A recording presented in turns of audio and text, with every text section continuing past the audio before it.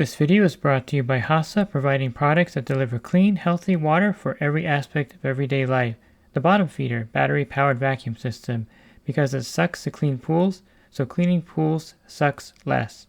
And by Skimmer. Skimmer software is trusted by over 30,000 pool service pros across North America.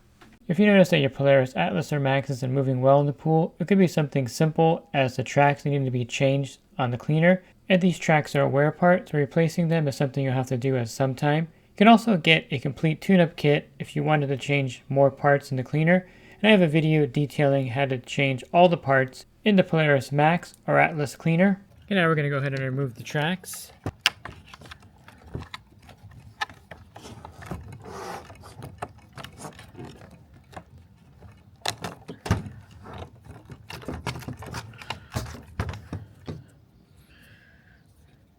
These are fairly new, but over time, these teeth wear out.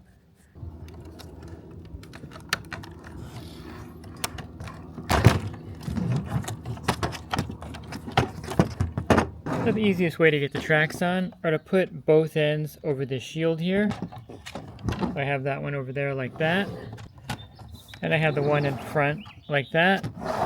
And now you can simply pull it on to the bottom of these two wheels.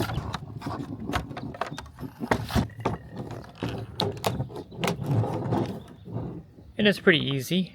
Again, just put it underneath the shield here on both ends.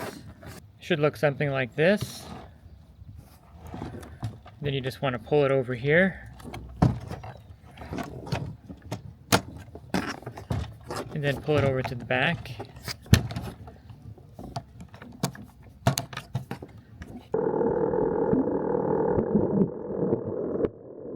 Make sure to support the sponsors of this YouTube video, Skimmer, the bottom feeder, and HASA.